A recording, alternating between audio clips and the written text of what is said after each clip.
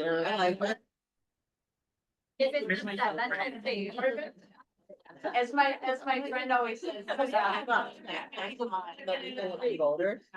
Yeah, we'll go around and do that. Okay, No idea. it's 10, okay, everyone, it's 10 after 3, so we have to start. No, I'm sorry. It's just- No.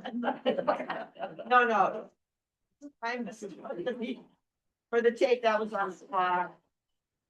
You know what time it is, it's 10.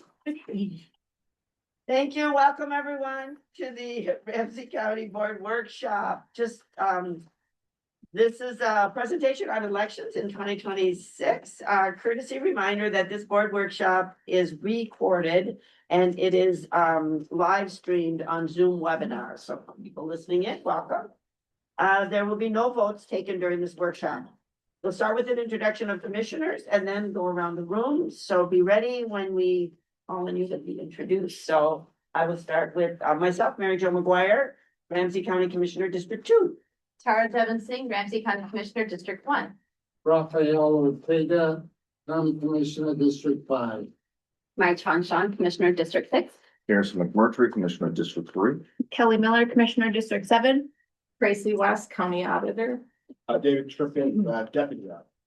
Alex Pitts, Chief Operating Officer. Lynn Becker, County Manager. Rita Moran, District 4 Commissioner. All right, and then we're gonna, how about with Karen? Francois, Deputy County Manager for the Community Services and Support Service Team. I put a mint in my mouth. Of course you did. Yeah, totally, yeah. Jolie Wood, Government Relations. Jack Reese, League of Voters Appointment. All right. Kim Nelson, Elections Administrator.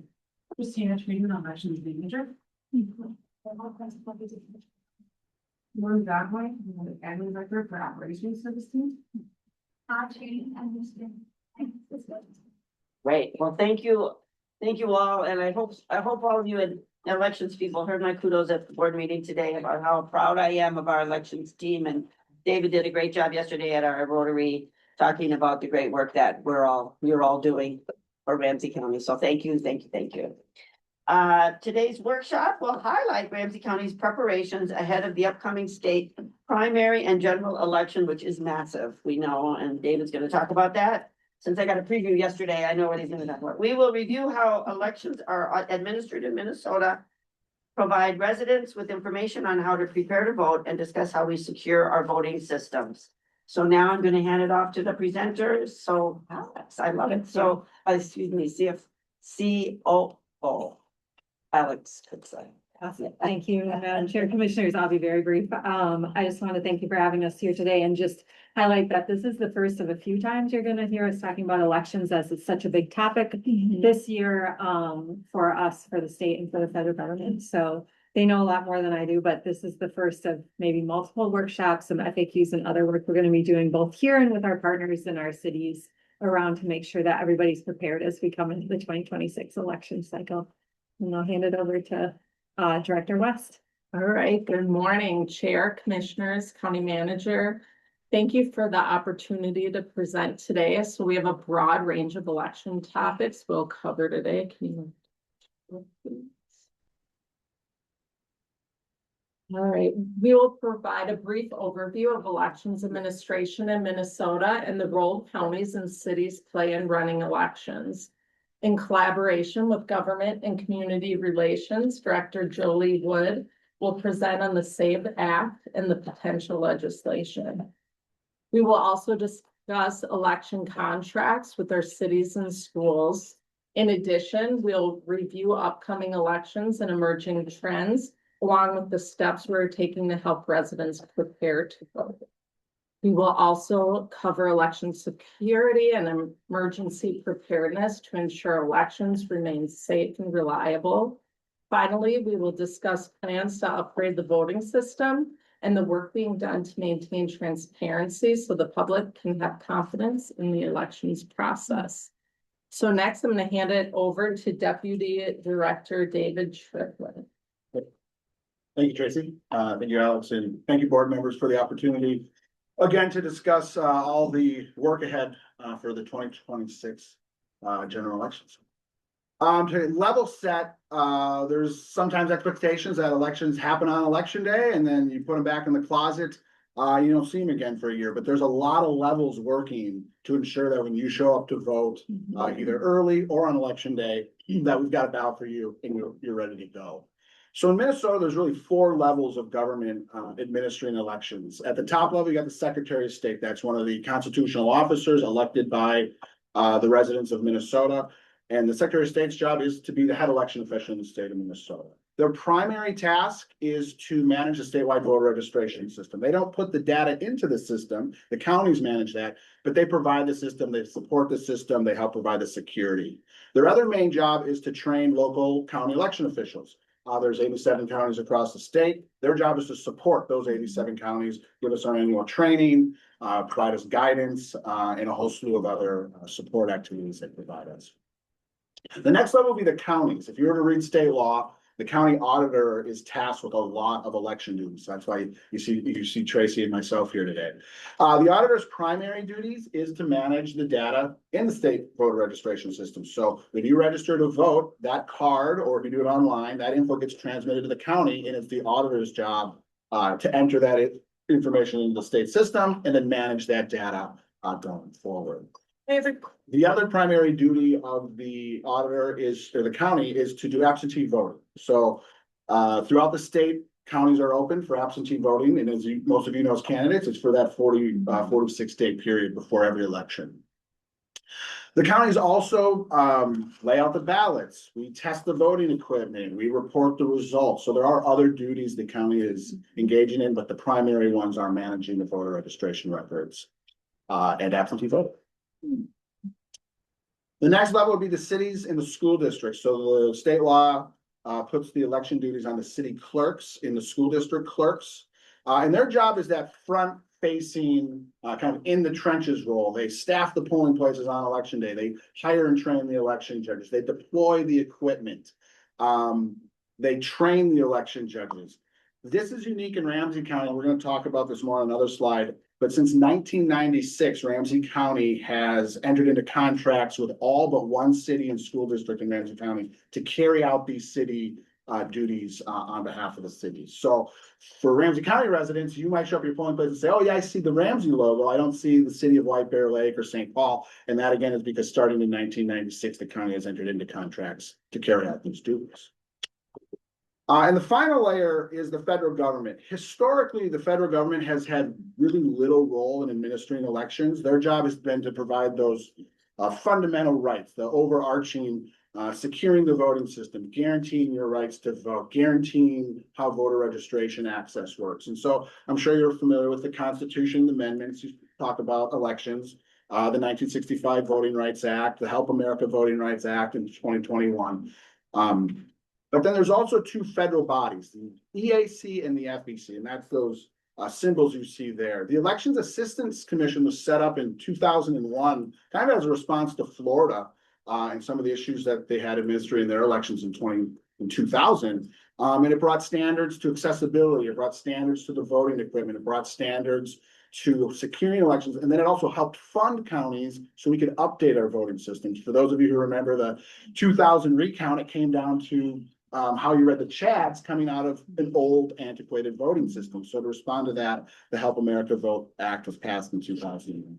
Ramsey County used HAVA funds right up until about 2016 and 2017. If you want the exact date, I can tell you. We haven't used HAVA funds since. Most of those funds are focused on the voting equipment activity, and we expended all ours. But for about 10 years, we were getting funds from the HAVA. So, thank you. We have a question from Commissioner Moran. So in regards to the federal government, and as you know, they have historically paid a role to give access to and let local states do what local states do. What are you feeling, or is there what are you feeling coming out of this federal government?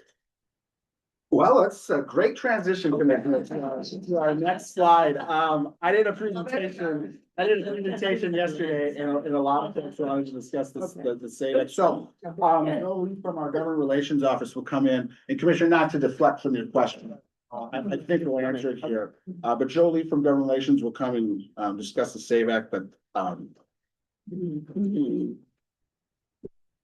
So this will address perhaps part of your question, Commissioner Moran. And if you have any additional questions after this, we can talk about that. But I'm sure everyone has heard about the SAVE Act, also known in 2026 as the Save America Act. That's the newer and actually more ambitious version of the SAVE Act. So the Save America Act would amend the National Voter Registration Act by requiring individuals to provide proof of U.S. citizenship, documentary proof of U.S. citizenship when registering to vote in federal elections. So right now in Minnesota, voters are currently required to attest on penalty of perjury to being citizens of the United States. And then on the back end, the Secretary of State's office conducts checks to see if there's, they check driver's license databases, other databases to see if there's anything that might indicate that this person is not a citizen. They look at, Social Security databases as well. So the Save America Act would require states to validate a voter citizenship status through additional documentation. So a person would have to show some sort of document, a tangible document that shows that they are actually a citizen. So it could be a birth certificate or a passport or something like that, or certain military identifications. There are additional enforcement provisions, including private rights of action, which means that any ordinary citizen could challenge an election worker and say that, I don't believe that you rightfully registered this person. That person's not actually a citizen. Therefore, I think you're violating the law. And civil and criminal penalties could be brought against that election worker, potentially creating a lot of legal exposure for election workers in the county. Another thing that the Save America Act would do that wasn't part of the Save Act is that it would also require a person to provide proof of like a government issued ID when they actually go to vote. So not only would they have to show their citizenship when they register their vote, they would have to then show government issued ID and some proof of citizenship again when they actually go to vote. So they're being checked twice, and it's far more onerous than what we have now. So when you say they will be checked, but is it about they or is it about everyone? I mean, how do you distinguish when you go to vote? I mean, what does that look like? So they're going to contest that to say you're not a citizen based on what? Because I know in Minnesota, we have some of the checks and balances around election protection. Right, there's a process that we have to go through to vote. So I'm just trying If to, Commissioner, if you're referencing the language around the private right of action, that'd be an action against the election official, not against the voter. So right now at the polling place, there are processes where campaigns or individuals can be in a polling place to challenge a voter's eligibility. What this language does, it says any resident can bring an action against the election official claiming that we implemented a certain process incorrectly. any resident. I believe that would be the case. But I'm not an attorney and they can speak to private right of action much better than. So people can be stationed at polling places, which they currently are, and then they'll just, challenge whoever they want. They can just keep challenging people based on anything they want, based on who they look like, what they do. I mean, it's really sobering. I mean, this is why many organizations are fighting this act. I don't think it's gonna save America. I think it's gonna destroy America. So Commissioner Jevons saying. Yeah, along that lines, I mean, there's several things that we could highlight through all of this that are disturbing, but I mean, one of the things is that the current president continues to question the citizenship of President Obama. So we're saying that any citizen could then have question somebody else's ability to vote, and the idea of it would be a criminal penalty towards, or a criminal penalty towards one of the election judges or those who are administering the voting if somehow they were deeming that the documents or the documentation was checked improperly. I used to be an election judge for a number of years. Those are very long hours. They're almost volunteers with the idea of recruiting community members. You want to have community members for that very reason of you kind of know who lives in your neighborhood. So it's half the battle is right there. And the idea of being able to think about how are we possibly being able to recruit people and train them to be able to check all these different forms of documentation. And then hope that they'll want to do this under the threat of being, criminally charged with making a mistake. I know that's more of a statement than a question, but I'm just, It's a really good statement and gobsmacked by it. yeah, thank you. And I used the example at the board meeting about one of the forms of ID is a birth certificate. And I've just heard from people that, your birth certificate gives your maiden name. And many women are married and they've registered under their married name and their birth certificate isn't gonna match. So they're gonna have to go. I don't even know what they do there. What is the provision for that? Because other people don't have passports. I use my mother as an example of it. She didn't have a valid passport. She didn't have a driver's license. And her married name is different than on her birth certificate. So how would my mother, who's been voting for all of her 95 years, from the same, from local places. Chair You know. McGuire, I can speak personally to this Yeah. because it took me 3 times to get my real ID. Oh my God. Yeah, me too. So what one would have to do is go to the courthouse or send in a form to get a copy of the original court order to change one's name. And then show that with their birth certificate. So it's an additional document that one has to get. Yeah, And yeah, so those are just additional steps that people who have been voting for their whole lives would not be inclined to do. I mean, my mother would maybe have me to help her there, but some people aren't gonna. So anyway, it's just a really, the act itself is, and we might just say that it hasn't passed yet. There's a lot of conversation about it, a lot of discussion, debate. I think half of Congress is not supportive, almost half of Congress is not supportive of it. So we don't know I'm trying to, we talked about it in our many meetings in Washington DC, and our delegation is not supportive of it. People that we talked to, at least Congresswoman McCollum, Senator Klobuchar, and Senator Smith are not supportive of it. So just for the record, we're all doing what we can to say this is unworkable. And this gets in the way of people being able to vote. Commissioner Moon, sorry, seriously. Oh, sorry. I'm so on a rant here. I'm not, yeah, I know. All good. So to follow up from that, knowing that it hasn't officially been passed through Congress yet, I know there's been talks by the president of maybe taking executive action. What teeth would an executive order have to implement something like this? Chair McGuire, Commissioner Mertry, it's my understanding that an executive order would not have the force of law. Congress would have to pass legislation to formalize the measures in the executive order. I do know that the president is putting a lot of pressure on the Senate to pass this legislation right now, saying that he will not sign any other laws until this one is passed. And putting pressure on the Senate to use the talking filibuster, which would require the opponents of this legislation to hold the floor continuously talking nonstop until such point as, they cede the floor, at which point the Senate could pass legislation with 51 votes as opposed to 60 votes.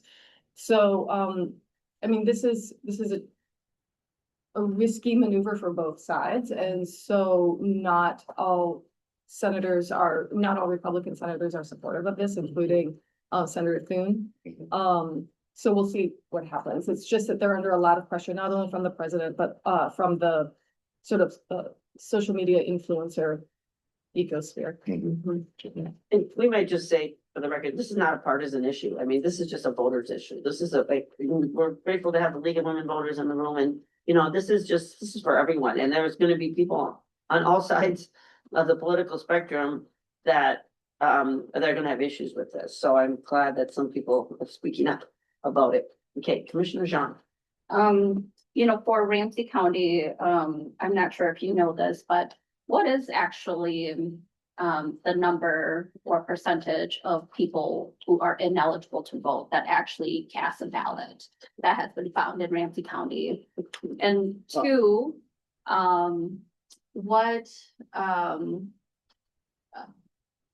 wouldn't this conflict with the Voting Rights Act too, with some of the requirements that they're asking of folks to provide these certain types of documentation, such as a passport? And then three, what is the impact to Ramsey County for administering something like this? Let me think, 1, 2, 3. two is right on the top of my head. Start with two again. Can you repeat It was yourself, two, Commissioner? yeah. Conflicting with the Voting Rights Act. Correct. Okay, so on that one, a good example of how it can conflict with the Voting Rights Act, we don't have, voting,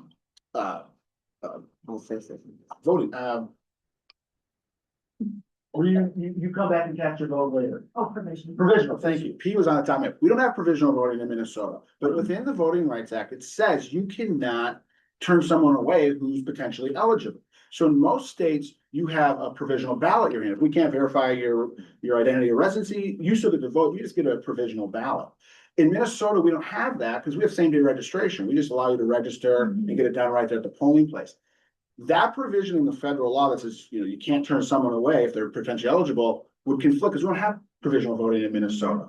And so there would be maybe an example where the SAVE Act would require us to do something in Minnesota that would maybe go against the Voting Rights Act of allowing you. I'm not an attorney, so I haven't looked into this, but that could be an example because we don't have provisional ballots in Minnesota. So there's a second question. I apologize. I don't, if you repeat the first and third question. Yeah, let's see, my first question was With one percentage of voters are Ineligible voting. I don't, Commissioner, I don't have that exact, 5%, 10%, but what I can give you as a kind of an indicator, after every election, it's our job, once we've gone through everyone who's voted and posted voting history and verified, yep, you live at the address you said at, is we've sent you post verification. We have to turn in all violations to local law enforcement for investigation. And so this is, non-US citizens voting, this is people voting twice. This is people who aren't voting where they say they vote. And in every given election statewide, I probably sign 10 to 15 of these. I'd say half are people who voted twice. The other half could be people who registered as a non-citizen, because even that act of registration. Some years I have zero. Some years there's none. We actually have staff who do this investigation. That's part of their job. And then we turn those over to local law enforcement. So our voter registration numbers, which I'll show you later, we're around 320,000, give or take. We've been down around 314. We've been as high as 325. So, so 10 to 14 per big election, but some of those are just double voting violations. And then the other would be I registered as a non-citizen. We've had, non-citizens voting that we've turned over for investigation to local law enforcement. So a double voter may be somebody like a snowbird or a cabin owner or a student, somebody who lives in two different places. In my experience, the double voting has happened in two scenarios. One would be the absentee where you can vote at a nursing home facility, and then the family member takes that individual to the polling place and the election judge says, oh, they voted. And the family member says, my father, let's say, never voted. Oh, wow. And unfortunately, if you've got somebody in front of you as an election judge, sometimes the best way to de-escalate is Just let to it. believe it. And then we chant. Now, we know you double voted, your record's getting, then they get a knock at the door by St. Paul Police or New Brighton Police Department, who's ever doing the investigation. So that would be a scenario. The other scenarios, we do have people, it's very few, who will be pre-registered at one place. And because polling places aren't connected, this is state law, they can't be connected. Then they run over to a new place with their ID where they've just moved and registered there. Again, we always catch you and you get investigated and prosecuted. But those would be the scenarios. And again, maybe we had 5 of those after 2022. So it's not massive rampant, people going from one place to the other voting, because we catch them anyway. I mean, then And those votes are. This is happening all across the state too, so this isn't unique to what Ramsey County, and we're, election officials statewide are required to do this post-election review and then provide local law enforcement with any violations. And mostly it's not malice, it's mainly, we just want to make sure we're voting. but maybe a couple, I mean, maybe, I won't say. We'll let the prosecutors Yeah, decide we'll that let the intent, but in our prosecutors- case. Yeah. Some of the scenarios are the election judges not necessarily following the training. Okay. We had a scenario in one of our precincts where the election judge interacted with an individual and the information they believe they received led them to think they could vote. But again, that's, you know, one in 300,000 transactions. Yes, May I Commissioner Johnson. continue with Oh, this yeah, you're- then? yeah. So what I'm hearing you say is about 10 to 14, if any, out of 320,000 votes that are casted, which doesn't even equal to up to like 1% of a problem. And if there were a problem, there's already a place where you refer it to local law enforcement. And then that leads to my third question was the cost. Like, what does this mean for Ramsey County to administer? So me and Jolie, as we were discussing these two slides, and the second slide here on Save Act is really what's the impact to the county? The cost really would be hiring additional election judges. So I guess we'll say the spirit of the Save Act is it is now requiring people to show a documented proof of their citizenship, and it's requiring election officials to track and document that. So for those of you who have registered on election day, you do show us some document. And then the election judges track and keep that acting, and we have that in our registration base as part of your record. We don't have to do that for every voter when they would check in, and so we would need more election judges. And so it was, you know, chatting this over with the staff, we figured we need about 2 additional judges. One to check in voters, and then an additional just to make sure voters are prepped up, so when they get to the election judge, they know what they need and they're not waiting in line and they get there to find out they don't need anything. So we have 165 polling places in Ramsey County, 2 times 165 times 16 hours a day. Or $16 an hour pay times 17 hours, because you have 2 hours of training, is about $80,000 in an election. So, and we're about a $2 million annual budget between projects and others. And then updating all of our election judge training as well. And arguably, this would take longer to vote sometimes. That's That's, Commissioner, yeah. that's one of our fears. That's why we would hire more election judges. Yeah. If any of you have registered on election day, it's a great tool to have in Minnesota, but it takes a little longer. Yeah. When you can go in and say, you know, David Triplett, my address, my birth year, and they check me in versus you got to fill out this form, fill out these documents. So yeah, the transaction is about, you know, maybe 15 seconds versus, you know, 2 minutes. So that's So just the lines stacking. will be longer. Thank you, Commissioner Jefferson. Yeah, I just have a question here. Earlier on the earlier slide, you said that Ramsey County for the last 10 years hasn't really used HAVA dollars, but does the state use HAVA dollars for their voter registration systems network, or are they already? Commissioner, yes, and actually, some of their staff might have better than me. I think HAVA dollars are widely still used throughout the state. But what the county has given, we spent, I believe in 2015 or 16 when we purchased our last most current voting system. Okay, And there's and no more additional allocation of Oh, funds. so they're not. Done either. I believe it was held up politically a few years ago. And as far as I know, the HAVA funds have never been released since then. so the question I have is there's another law by Rep. Pete Stauber, right? Who's talking about wanting, basically saying that Minnesota needs to give over its data or will withhold the HAVA dollars.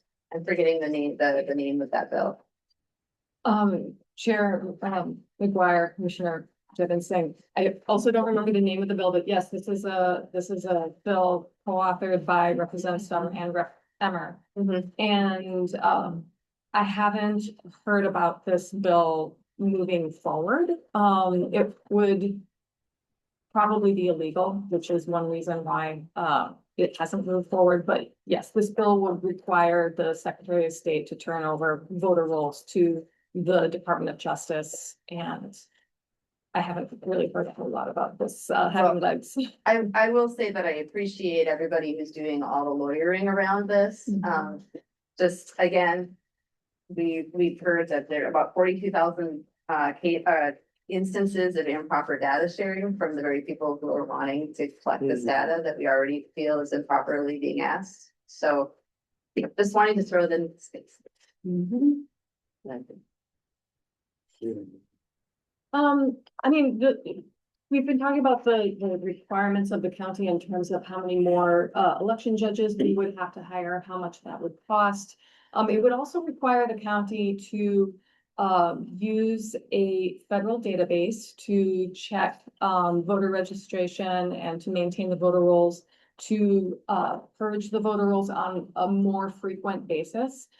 Using federal agency databases that may not be up to date, which is a concern. So for example, say somebody was a SNAP recipient at some point, or I'm not sure, some benefit of a recipient of some federal benefit or in some federal database when they were not a citizen, and then they naturalized and they became a citizen. If those federal agency databases are not up to date, but we have to use those databases to check their citizenship status, then that person could be incorrectly flagged as not being a citizen when they have since naturalized.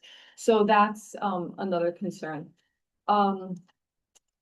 Another thing that is part of the Save America Act, well, can I say not part of the Save America Act, is a clear timeline and how we would implement this. We're not sure if it's implementable by November. We're not sure how much time we would have to implement it. There would be a lot of updating of the elections office's processes, their paperwork forms. There's a lot of procedural details that we would have to wait for from the federal government before we could implement. So all of that is unclear right now. Oh, sorry, Commissioner Miller. Okay, so I have a couple questions and kind of bear with me here, so as we go here. So with the SAVE Act, but it clearly states in the Fourth Amendment that the states are to administer elections, so does the SAVE Act is contradicting our Fourth Amendment then? Chair McGuire, Commissioner Miller, sorry. I'm not a lawyer, so I really couldn't speak to whether this violates the Fourth Amendment. Okay, and then my next kind of question or say is, if this does pass, is there, and it's only for federal elections, is there an option that we could say, well, if you choose not to vote in the federal election, this is your path here, this is your path if you choose to? I mean, does that sound like it's kind of going that way? Then there'll be two That's different one of the ballots fears. as well. Potentially be two different processes. I never thought of it the way you're describing it, Yeah. within the same election, because there are these Right. federal offices and Right. state offices, We thought of it more in state years, you'd have one way, and in federal years, you'd have another. Oh, But okay. the question you're asking, the last bullet point, I think, again, there's a lot of unknowns. Right. And I think there's a good one that I haven't thought of. Sure. Yeah. Well, I had a similar question, which is just if it's enacted, if the SAVE Act was enacted and it disenfranchised currently legal voters from federal elections due to the lack of documentation and time for the votes, could Minnesota still allow their votes in state and local elections, like to that point? I mean, because the other piece to this that we haven't talked about is the cost, the time space continuum of not having anything in place, and then we're already having, elections and primaries are starting across the country.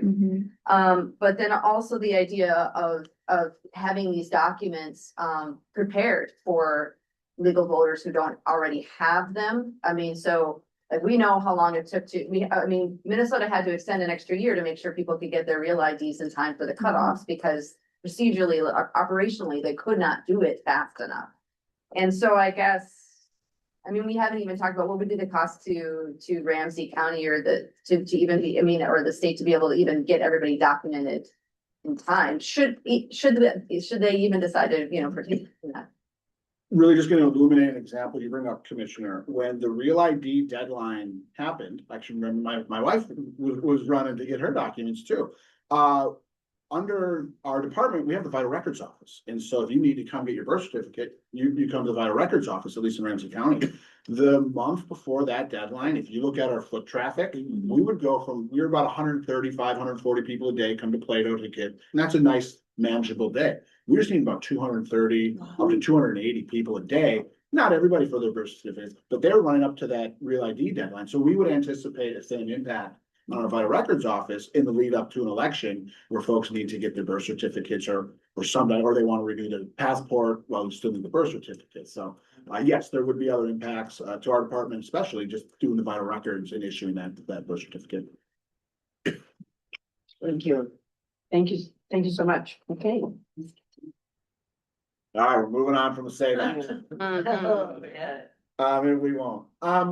Also, I got to the save act slide. Thank you, Joe. I got to the save act slide because we were kind of saying historically the federal government has limited role. The other part of that slide said, hey, the cities do a lot of stuff. And I had mentioned we have contracts with all our cities going back to 1996.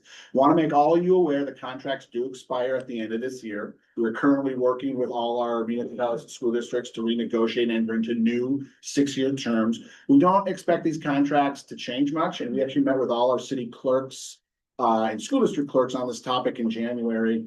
And we got no pushback on this. The main changes to the contracts will be to include a salary increase for election judges.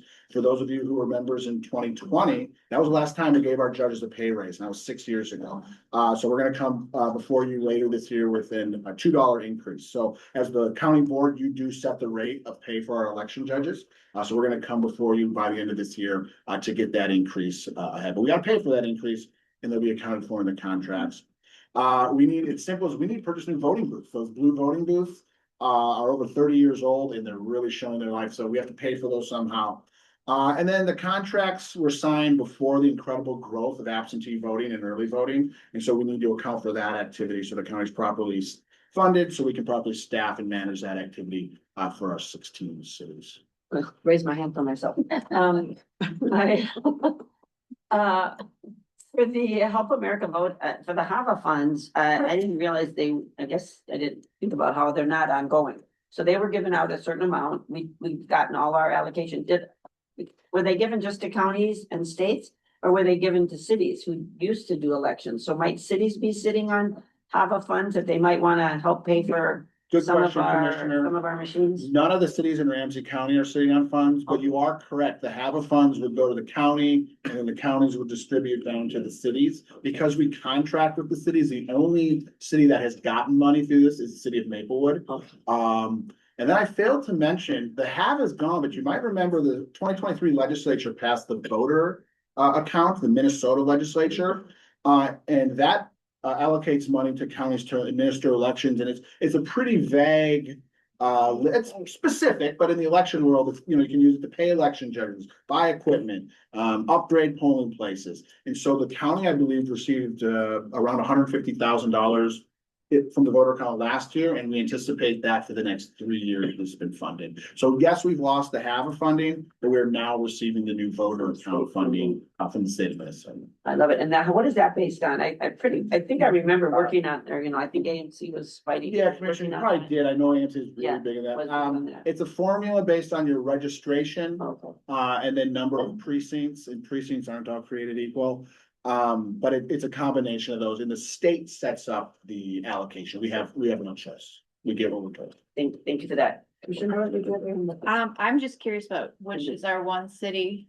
City of Maplewood. That's what I was gonna say North St. Paul, but. I'll let Maplewood tell you why they haven't entered into the contract. We don't go out. You're not gonna get the sales pitch from me, like, hey, come to the county and let us run your Yeah. elections. Historically, most cities, when they've had a city clerk retire, they've thought, ooh, how do we bring this experience? Because city of St. Paul sharing more 30-some years of experience. So for some of the cities, it was easier to contract with the county. Maplewood, they can speak for themselves, but they've got a team dedicated to elections, which is unique. Most cities, it's like, all right, it's the elections, you, and you. But Maplewood has a staff dedicated. They also have the licensing bureau, and that licensing bureau, the staff can do both. So Maplewood is unique in that. And then Maplewood's a bigger city. Historically, it's been the smaller cities that have contracted with us, not the bigger. Now Shoreview and New Brighton have come on recently, but previous to that, it was not a surprise that Maplewood, New Brighton, and Shoreview ran those because they were a larger city that had resources to do it. And then to go back to the history, Mayor Coleman, the first Mayor Coleman in 1996 campaigned on efficient government. And one of the things was to combine the elections offices in the cities, the finance offices in the cities, and I believe the public health. And to this day, public health and elections are still combined because of that. So it does go back over 30 years, this relationship. I'm trying to remember, my cities have one by one started to enter the county. They weren't all half and half, I think, of cities I represent. The dominoes started to fall after 22. Yeah. Okay. And Jason? something to note, correct me if I'm wrong, but we're the only county in Minnesota that contracts with cities and school districts. Oh, really? Yes, To close, yeah, metro technically, Washington contracts with, Woodbury, Blue Earth contracts with Mankato, but Not to the the city. extent and the scope, we are very. So Hennepin County, all their cities do their own elections? All the cities. Whoa. At the city, fire. Okay. Commissioner Jean. Thank you, Madam Chair. I have a question about the pay, and how you're deciding on a $2 increase. I mean, is that comparable across the state too for, election judges? Yeah, Commissioner John, we'll still be ahead of the metro, my understanding. Our current rates are on par or if not ahead of most of the metro. When we increased our rates, actually I just had a city reach out this year saying, what's your rates? We want to match you. And I've noticed that the cities, especially within Ramsey County, we want to be the same because we don't want to pay people say, no, I want to work here because they pay more. And we've noticed that across the metro. State laws is an election judge, you can work anywhere in the state. And so there is some competition of driving people, not a whole lot. But the $2, it puts us ahead. We haven't increased it for 6 years, and then it was tolerable to our cities, because at the end of the day, our cities have to pay for this. And so getting 16 cities to agree on a pay raise across the board. At the end of the day, you're the body that says what it can be set at. So we will be coming to you with an RBA to discuss this. But $2 kind of is where we landed with those factors. And then may you add more about, election judges who speak, language other than English too? In We additional. do have a slide on that, which is the worst answer I can give you. But yes, we do have a position, Commissioner, as you're aware, called interpreter judge. We have a requirement under the Voting Rights Act to provide interpreter services for certain languages that meet a specific threshold in the census. And as you know, we have 3 languages in Ramsey County that meet that threshold. So we are actively recruiting election judges who are bilingual. I think as we've discussed before, our fallback is to work with professional interpreter organizations to ensure that there's that professional ability of our interpreters. But interpreter judges are paid, I believe, $20 or $22 an hour. And do you have to have one at each location or just one in the central? No, you have to have one at each location. We kind of a hybrid of both. Okay. If 20% of the people in the census recognize speaking another language at home other than English, we have to provide an interpreter. Okay. And so the state and then Christina, our manager, work together, and we've actually worked with Jolie's team on this in her previous roles to identify which precincts those would be. And then we have to provide county rights of research. So on election day, if your polling place doesn't have an interpreter, we do have a hotline. So now I'm just covering my slide. We do have a hotline you can call. We have 6 languages represented on that language hotline. And then on election day, if it's 20% or if somebody has requested that language, we send an interpreter. And you told me And what it's the about languages 60 are, and the languages are. For interpreters, Somali, Spanish, and Hmong. And then on our phone line, we also have a few of our East African languages. We have French, Arabic, possibly a few others. Correct, definitely. Yes. Commissioner Jenkins said. So I'm kind of jumping into some of our operational excellence stuff and we're re-upping these contracts. I guess my concern is if we're projecting that the next 3 years are going to be similar to this past year, whether or not this particular SAVE Act sticks, we know that there will be another version of this coming down the pike that will probably increase the administrative headaches and the costs and the staffing involved. Are we building into our contracts with the cities anything more than the additional dollars as far as the potential increase in staffing? I mean, is this a pass-through cost? How is that negotiated? I would hate to lock us in for 6 years and then have things double. Yeah, Commissioner, we have language in our contracts currently, and we're actually refining that language that if there's law changes or kind of that vague exterior, unplanned factors that impact the cost, we can then go to our cities by June 1st of the previous year and say, hey, we need to readjust the costs. And we're making that language a little more, I don't want to say vague, well, I'm going to say vague, because we want to be, there's a lot of costs that come up, like the increase in absentee voting. We couldn't charge our cities under our contracts with that. But that's been a huge factor in our costs of running elections over the last 6 years. So yes, the new contracts will have language where we can reevaluate the costs every year so we don't get stuck in 6 years. And I just wanna just make a statement too, that whether it's the cities who are paying or the county that's paying, in the end, it's our residents that are paying. So I guess just reiterate, like whenever there are new administrative costs, somebody pays and it's our residents. And so that's another reason to like, should any changes come, we don't want them to be unfunded. Commissioner, I think you make a great point, and you're talking to your cities, so they can tell you differently. But I think one of the reasons you're seeing cities take advantage of these contracts is you get that cost of efficiencies. And I feel that it's cheaper or has been more affordable or financially stable for the cities to join those efficiencies and have one office in the county. Again, you go talk to your cities, the financial officers might have a different opinion, but from what I've heard from the cities over the past 8 years is that this is a cost efficiency for them. Good, thank you so much. Quickly, this is just a slide about how we staff our elections, really letting you know, we have a full-time office dedicated to this activity. You get outside of the metro and our county colleagues don't have the fortunate to have a whole office dedicated to that. 8 full-time staff, 6 limited duration, 30+ seasonal. In 2020, we had 240 seasonal staff in our office. And then we employ over 1,500 election judges.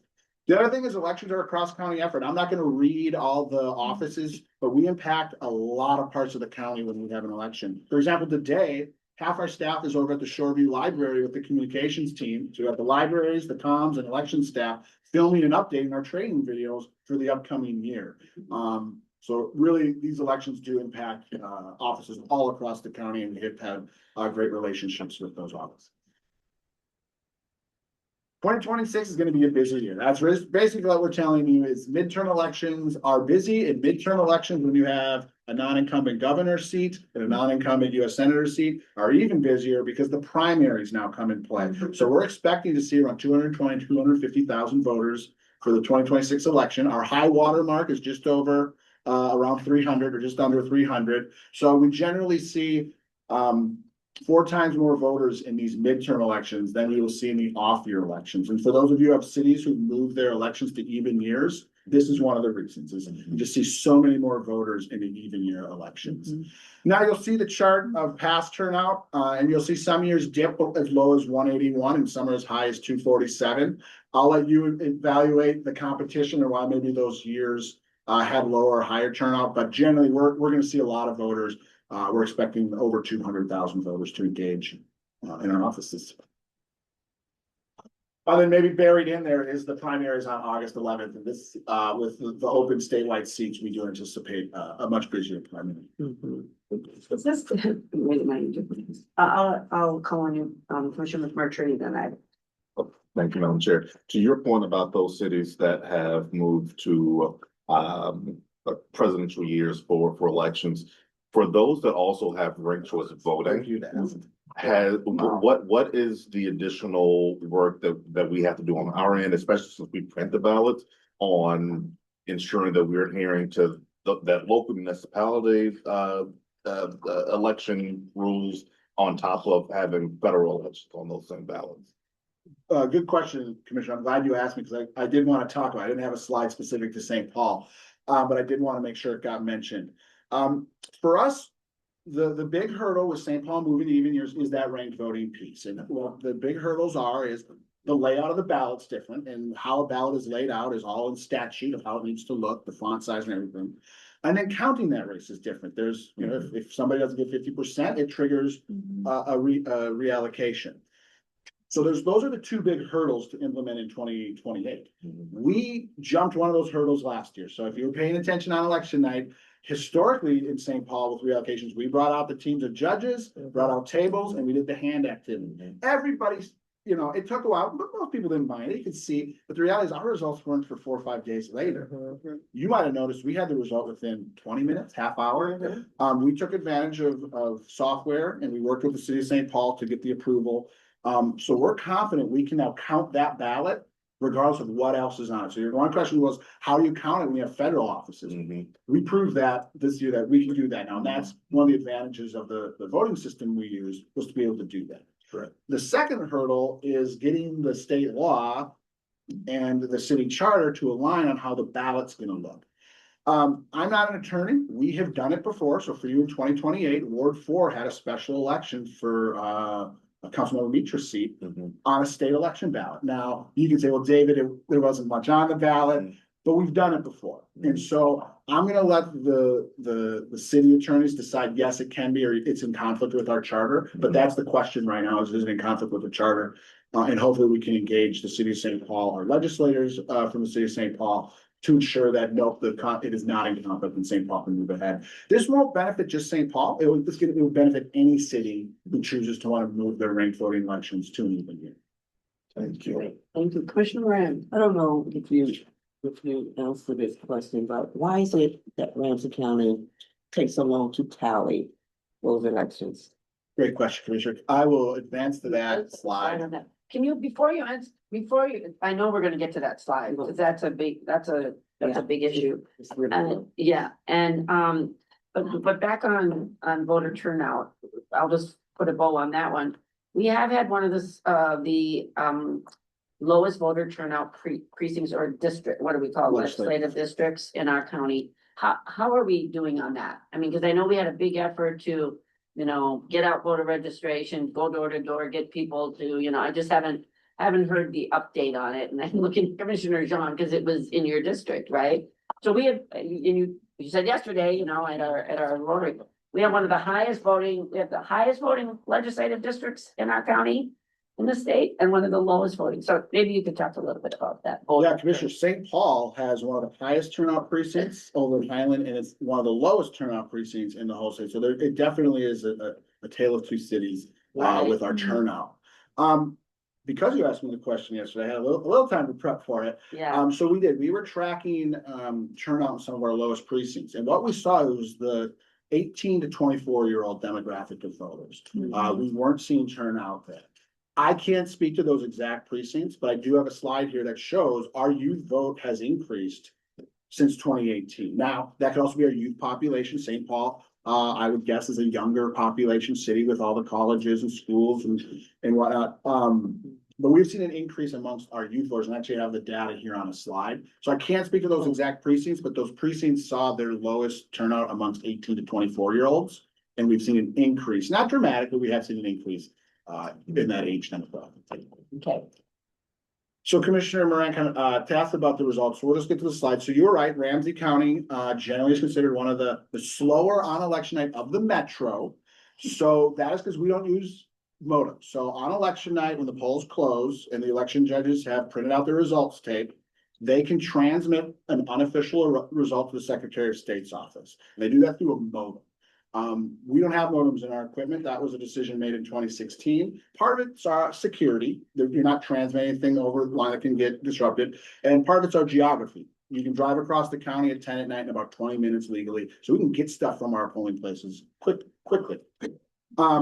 But you're gonna say, but Dave, your results are, Hennepin's in at 8:09. We're 10:30. Yeah, So 12 o'clock. why is that happening? I will say, first of all, on election night, we might not be the first to start, but we're the first to end. If you look at the timestamp of results haven't changed, when we leave on election night, our results aren't changing. We've had everything counted. We will guarantee that every ballot that's been received to our office at 8 p.m. is counted. Nothing's going to change. In the state of Minnesota, you have 24 hours to count those absentee ballots. So if you look at the timestamp and you come back, I don't know Hennepin, but in the past, if you look at other counties, you'll see their timestamp changes again. That's because they then came back the next morning and counted additional ballots. So we're slower to start because of the fact we don't have modems and we rely on the judges physically bringing the stuff. That's a security feature. Then we audit to make sure 100 voters, we have 100 votes. Yesterday at Rotary, we had a couple election judges and they said, yeah, it's rare that if you have 100 voters, you have 100 votes. And usually, a voter doesn't vote, their ballot walks away.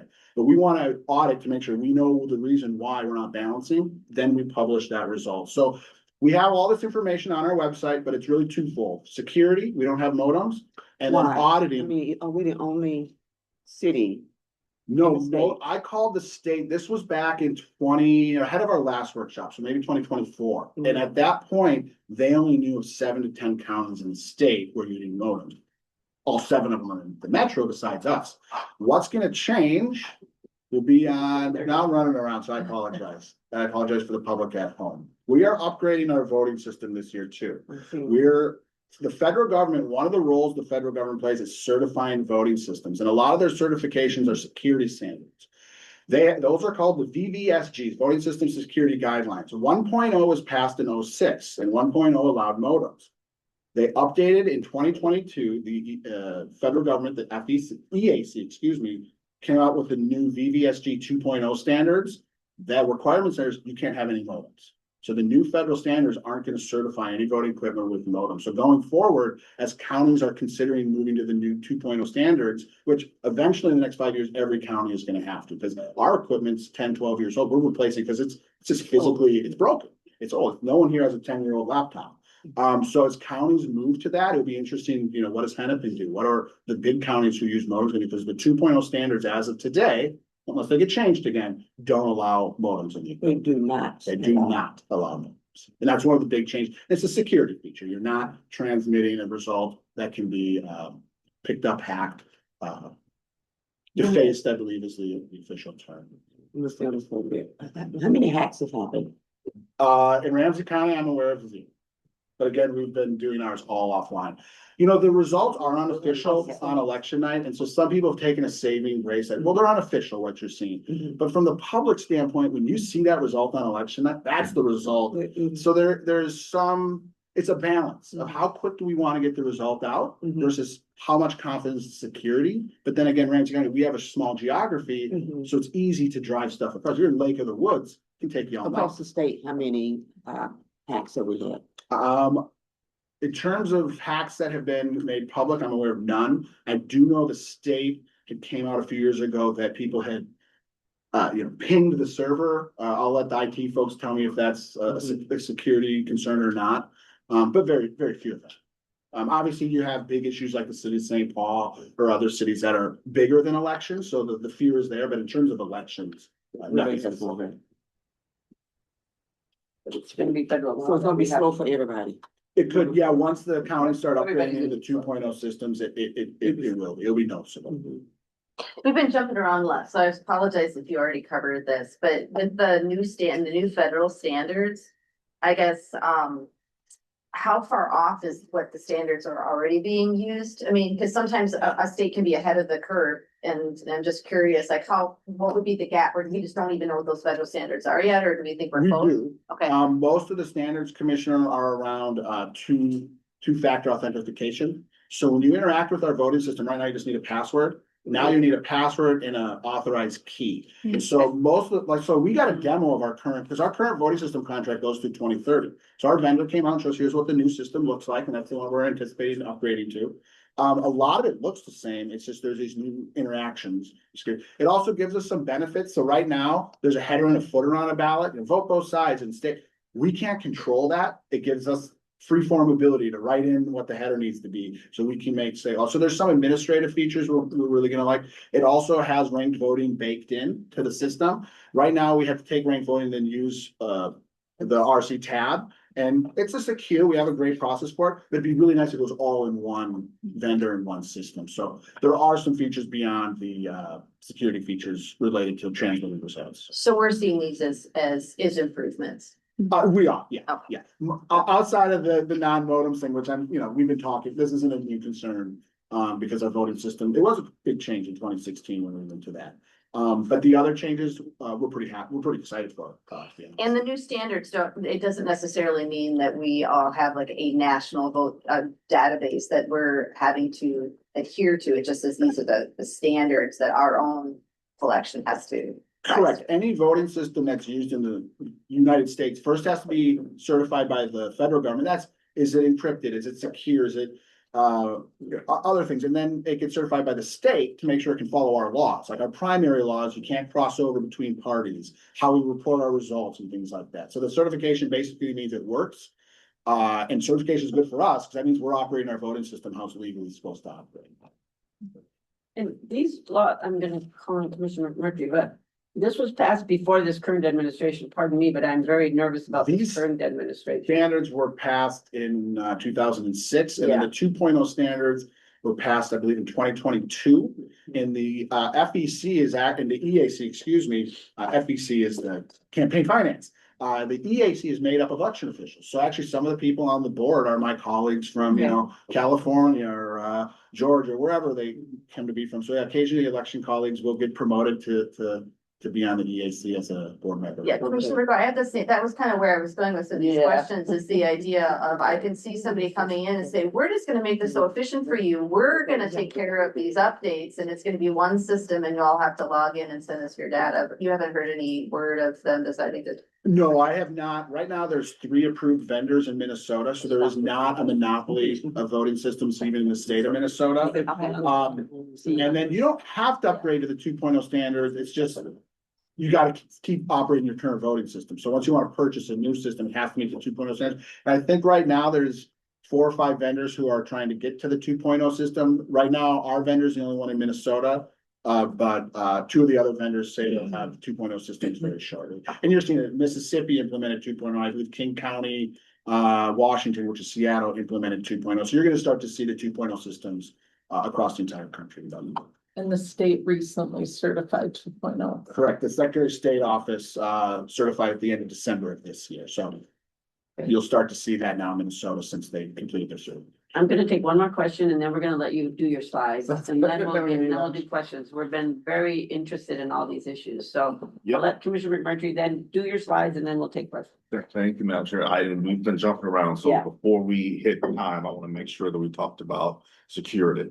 I know that's something that's been really top of mind for folks in the community, and not only the security of our systems infrastructure, but also thinking through physical security at our polling locations. Just the concern around potential intimidation leading up to election day. So would love to hear you speak more to what preparation is looking like there. Yeah, Commissioner, I'm glad you bring up physical security. After 2016, cybersecurity in elections was the talk. And the reason it was 2016 is both the Obama campaign and the Romney campaign said in 2012, they both had been hacked.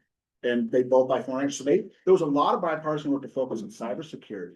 But in my experience, most of our election needs is physical security. And so how are we responding to that on election day? Be it a demonstration at a polling place, or a law enforcement activity at a polling place, or a disruptive voter.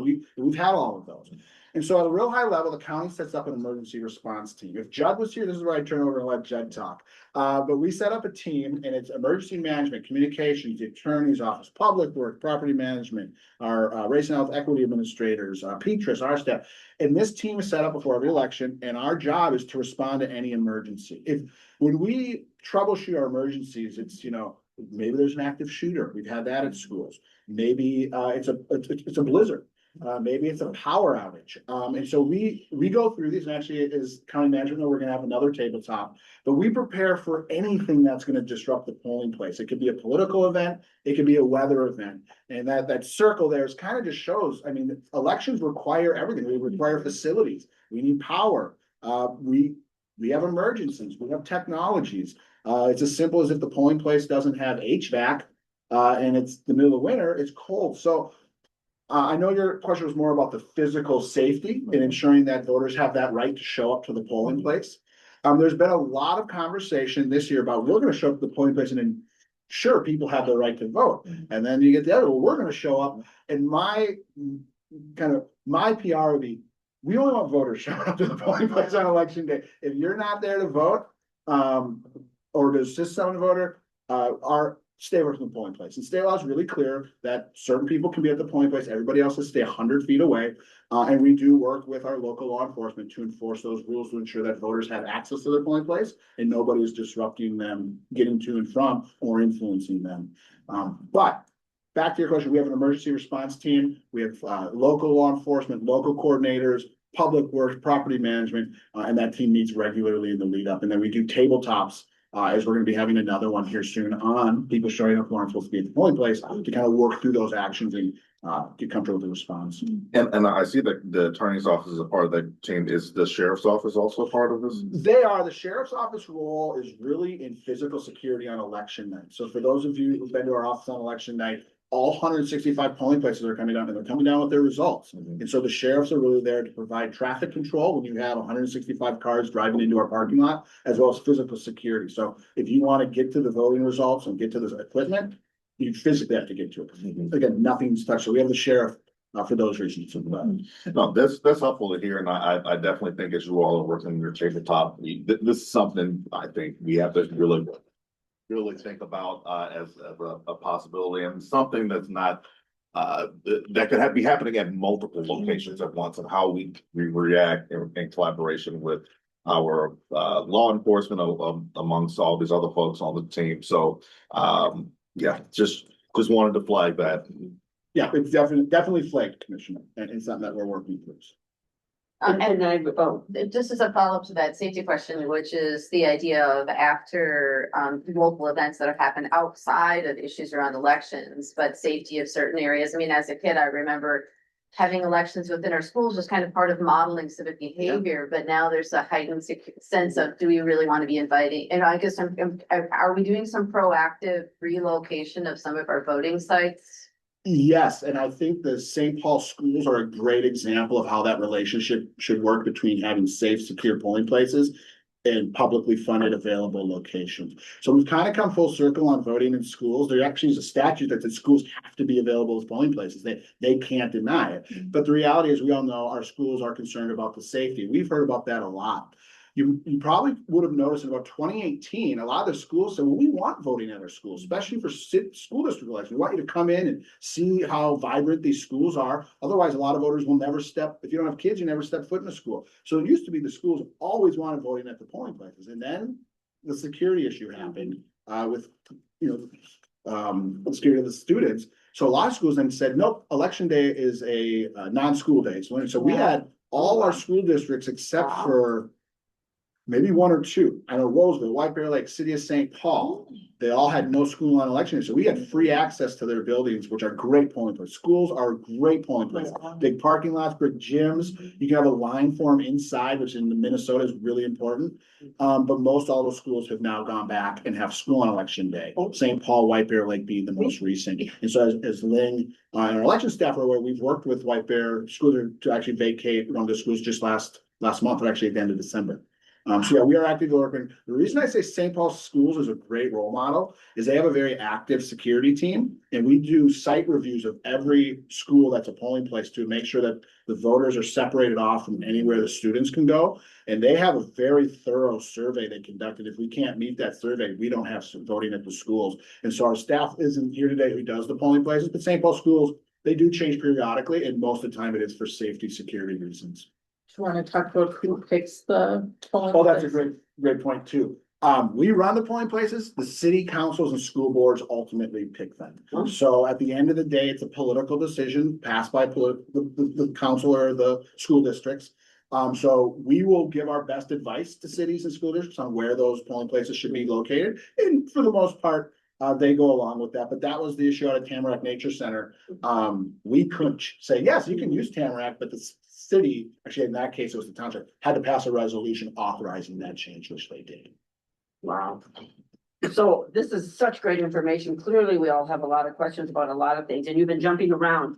I noticed that a lot of the slides coming up are, about how to vote, and this information is all available online. But I mean, I want you to make sure you've given us the meat of everything. I mean, I think we had planned to leave by noon, but I think we can give you 5 more minutes if you really want to wrap it all up.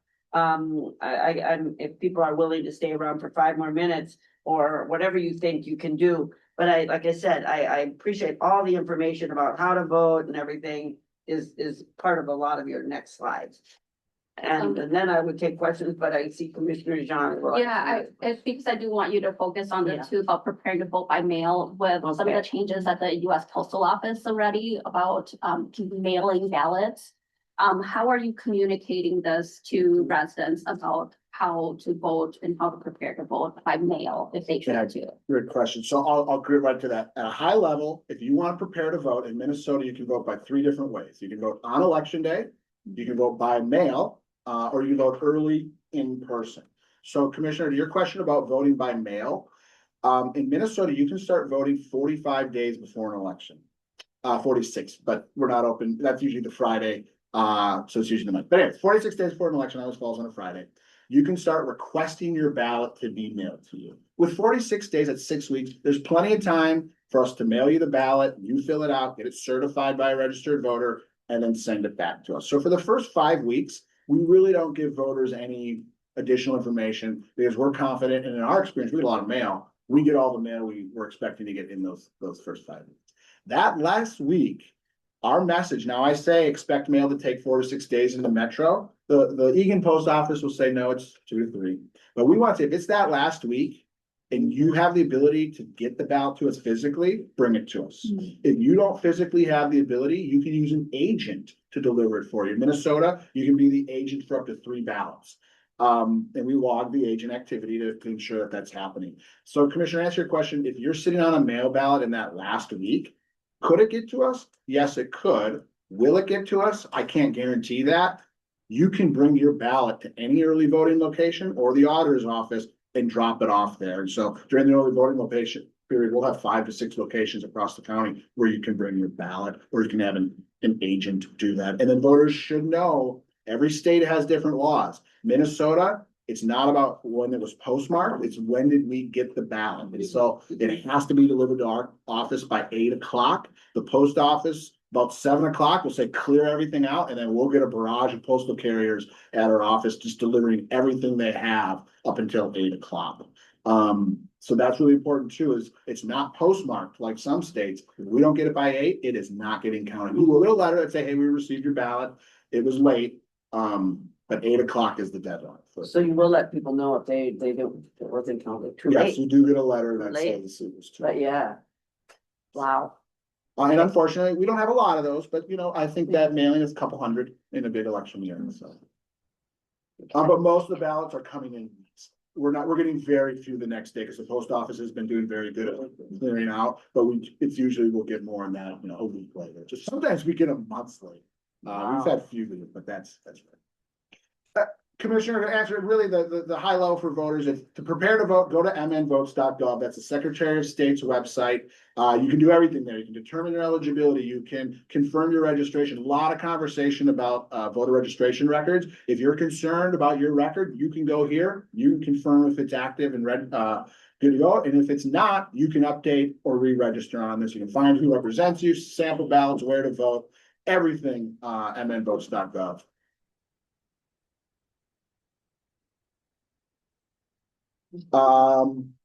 Finally, real quick, accessible options. A lot of people don't know this, but we go to 27 healthcare facilities across the county. That is a state law. We send teams of election judges, Democrats and Republicans working together to carry out voting for folks who can't leave their residential facilities. So we're doing this at 27 healthcare facilities across the county. You don't have to leave your car. This sign has actually been changed. And now it just says, if you can't enter the polling place, we can come out to you and serve you. We don't get a lot of people taking advantage of this. But for folks who say, hey, I forgot to vote by absentee, if you can get to the polling place, we'll come out to you and ensure your right to vote. And then election judges are the best people to assist voters. Our team of election judges are the spirit of volunteerism. They get paid, but they're really there to help and ensure people's right to vote. So election judges are that first line of defense to ensure and assist voters.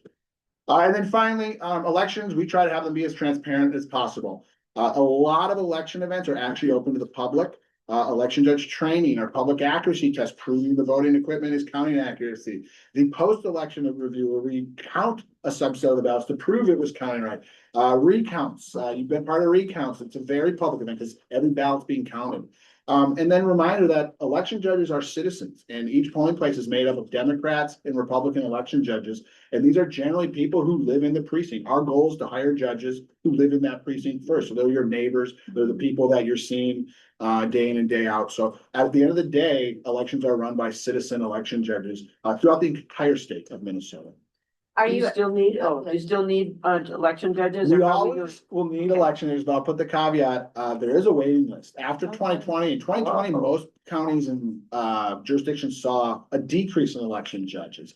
We in Ramsey County saw an increase. We actually had a waiting list of about 500 individuals in 2020. Our waiting list isn't at 500 a day, but if it was in the hundreds, I wouldn't be surprised. wow, that's exciting. Is that your It's- question? Yeah, I was just, well, and if somebody wanted to be election judge, how would they? If you want to be an election judge, you can do mnvotes.gov to sign up and it will get to us, or you can call our office or email our office or go on our website and there's a sign up tab right there. And then we are required to hire off the party list in state election years. So for folks who sign up, you probably won't hear from us until June.